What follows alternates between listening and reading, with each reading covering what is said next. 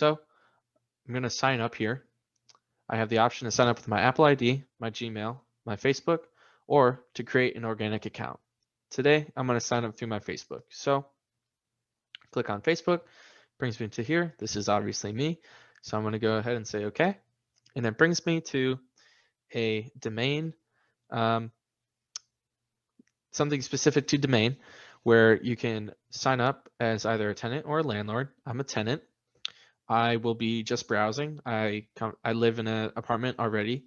I'm very comfortable here. I'm not looking to move, but I'm just browsing. I'm very nosy. So I have 2 pets, and I'm looking for, again, I'm just browsing, so nothing specific. I'm just going to leave it on any, and I'm going to leave bathrooms on any, and I'm going to go down here, and then I'm going to select a city. So I'm going to go ahead and say New Orleans. It's where I want to be looking. And just type this in quick. And voila. So after that, now I'm going to pick 3 things that I value most. So I like live music. I like having access to public transit close by my apartment. And I like outdoor activities. So I'm going to choose that. And then this is pretty much what it's going to look like on the questionnaire right after you sign in. You're going to be able to scroll down and answer a few more questions, but it's not going to keep you on the screen for too long, and it's going to let you go on and collect some information about you to be able to make sure that it gives you all the apartments that it thinks that you might like the most.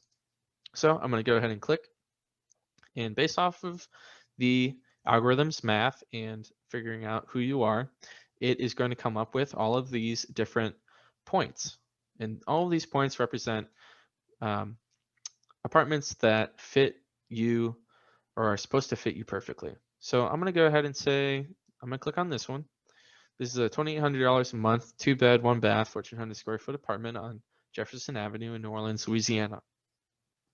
So far, not too different than your apps like Zillow, Realtors.com, Apartments.com, what have you. But what is different is you can go to this landlord tab and you can see the landlord of the property. So from this screen, you can see that Felipe Massa, the landlord of this property, has a 4 out of 5 star rating. You can see his contact info, and then you can see his other properties that he has listed here. You can then go to the reviews tab and you can see all the other reviews that people have put up about Felipe after they have lived and rented from him. So I'm pretty impressed with Felipe's profile so far. I've read these reviews. They're astounding. And I want to learn a little bit more about Felipe. So I'm going to go ahead and I'm going to click on his profile. Here it's going to bring me to his main profile, away from the map. And here I can learn a little bit more about Felipe. So I can see that he has 25 reviews. He has a 4 out of 5 star rating. So right away, I can already tell that he's a great landlord. You don't just get 4 out of 5 stars after 25 reviews by being a bad landlord. And I can see right away that, oh, he's pinned my review. So when you come across a landlord's profile, he has the option to, or she, they have the option to pin a user's review if they have any. And you can see that I left a rave review for him. I said I love renting from Felipe. Every time there was an issue with the apartment, he made sure it got fixed right away, and other fun stuff just like that. So I want to look at the properties he has because I'm obviously very intrigued in who Felipe is, and what value he offers to me. So I'm going to go ahead and I'm going to say, okay, let's take a look at his properties. So again, here's this $2,800 a month property. It has no reviews, and I can see he has another property that has 2 reviews. So right away, I can probably already assume that this one either has not very active tenants on this platform, or this is a rather new apartment that hasn't quite yet gotten a review. But this one, however, I can go ahead, and if I really wanted to, I could read these 2 other reviews and I could see the history of at least these previous 2 tenants of living at this location.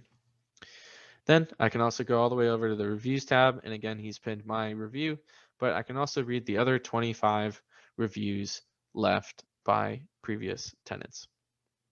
So I'm, again, very intrigued in Felipe. I like this $2,500 a month. And let's say maybe I don't really like my apartment. Maybe I would like renting from Felipe, 4 out of 5 stars. I'm going to go to this circle. I'm going to click on info, and then I'm going to get his phone number and his email and his availability. Since he's claimed his profile, he's updated his availability. So I've got everything I need. I'm going to click out of that. I'm going to click back to the map, and I'm going to now type in New Orleans. But wait, actually, before I do that, I'm going to click off. I'm going to go ahead and check out my profile. So I'm going to click this quick nav again, and I'm going to go to my profile. And much like Felipe's profile, mine is very similar. It has a quick about section. I have a 5 out of 5 star review after 4 reviews from previous landlords of mine. And you can see that I've actually pinned Felipe's review of me. He said that I was a terrific tenant and I took care of the unit very well. On this, you can also see my posts. You can see that I need someone to sublet my apartment from June to August. And you can see that I'm going to be doing a cross-country bike trip. And so I will not be around. And if you wanted to contact me, much like on Felipe's page, go down to this circle, you click on info, and it brings up all of the info that you need to contact me and when my availability is. So click off of that once I've got it. And now something that only you can see as a tenant looking at your own profile is your For You page or your For You tab. This is where the algorithm really comes into play and really starts suggesting units that fit who you are ideally perfectly. You can look at this and say, it may not be for rent, but hey, I want to check it out. So I'm going to go ahead and I'm going to click this tab again. I'm going to click info, and I'm going to have the landlord's info. Now, he hasn't claimed his profile yet, so I don't know his availability, but previous tenants have been so kind as to leave their phone number or leave his phone number and leave his email.